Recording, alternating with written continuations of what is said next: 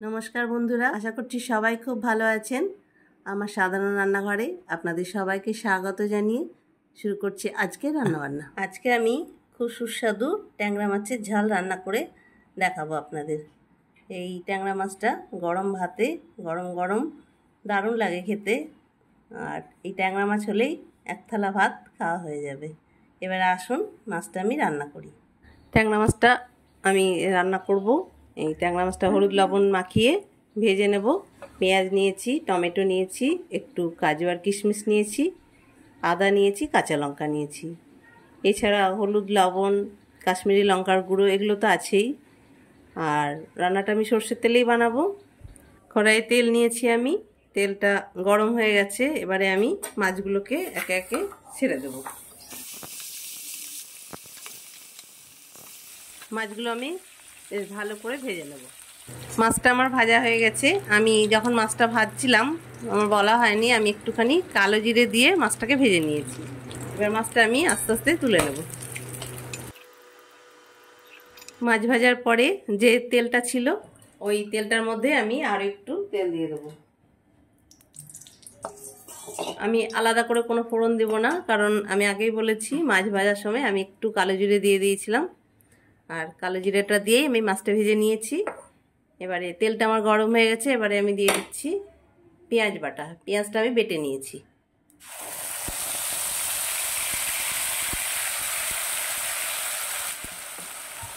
পেঁয়াজটা আমি একটু নেড়ে নিয়েছি। পেঁয়াজটা একটু কষিয়ে নিয়ে আমি দিয়ে দিচ্ছি আমি টমেটোটা একটু সেদ্ধ করে বেটে নিয়েছি। আর এর সঙ্গে আদা আর কাঁচা লঙ্কাটাও আমি বেটে নিয়েছি। টমেটো একটু সেদ্ধ করে বেটে দিলে মাছের বা যে কোনো জিনিসের গ্রেভিটা বেশ ভালো হয়। তাই আমি একটু কিছু কিছু তরকারিতে, কিছু কিছু রান্নায় আমি টমেটো সেদ্ধ করে বেটে দিই। এই ক্ষেত্রেও আমি সেটাই করেছি। টমেটোটা একটু সেদ্ধ করে বেটে নিয়েছি আর তার সঙ্গে আদা আর কাঁচা লঙ্কাটাও আমি বেটে নিয়েছি। এটাকেও আমি বেশ ভালো করে কষিয়ে নেব একটু। আমি স্বাদ মতো লবণ দিয়ে দিলাম, হলুদ দিয়ে দিলাম, আর দিয়ে দিচ্ছি কাশ্মীরি লঙ্কার গুঁড়ো।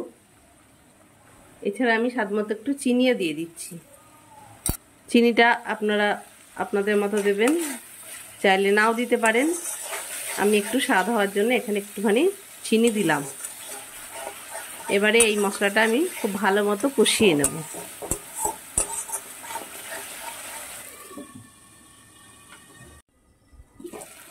আমি আস্তে আস্তে ঢাকা দিয়ে দিয়ে মশলাটা কষিয়ে নেব। এই রান্নাটাই ঝাল লবণ একটু চড়াচড়া হলে বেশি ভালো লাগবে।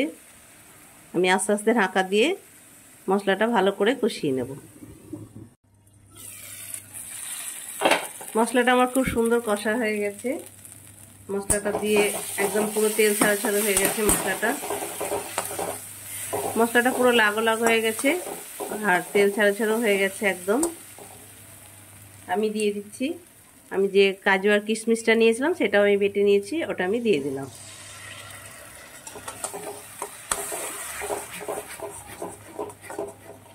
এটা দিয়ে আমি বেশিক্ষণ কষাবো না, অল্প একটু নেড়ে নিয়েই আমি জল দিয়ে দেবো। এবার গ্যাসটা আমি মাঝারি আঁচে রেখেছি। আমি দিয়ে দিলাম একটু গরম জল।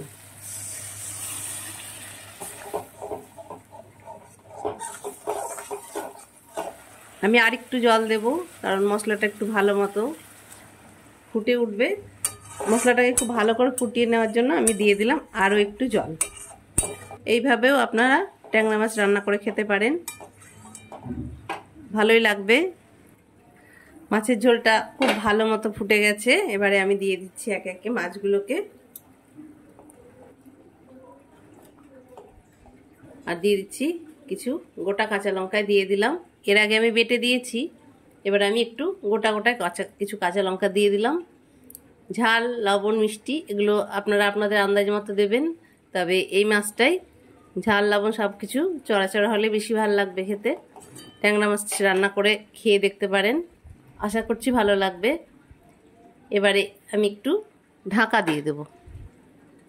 ঢাকা দিয়ে গ্যাসটা আমি একদম কমিয়ে দিয়েছি, এটা আস্তে আস্তে ফুটবে। মাছটা আমার রান্না হয়ে গেছে।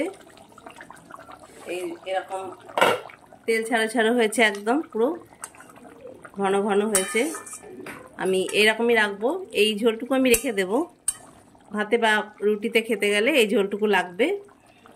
একটু গরম মশলার গুঁড়ো দিয়ে দিলাম, দিয়ে দিচ্ছি একটু ঘি। আমার রান্না যদি আপনাদের ভালো লাগে তাহলে অবশ্যই আমার পাশে থাকবেন, আর পরবর্তীতে যদি আমার রান্না দেখার ইচ্ছে হয় তাহলে অবশ্যই সাবস্ক্রাইব করবেন।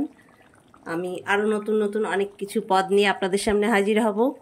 সবশেষে আমি একটুখানি মেথি পাতা দেব। এখন তো ধনে পাতা নেই, তাই আমি একটু অল্প, একদম সামান্য একটু মেথি পাতা দিয়ে দিলাম। ভালো থাকুন, আনন্দে থাকুন, ধন্যবাদ।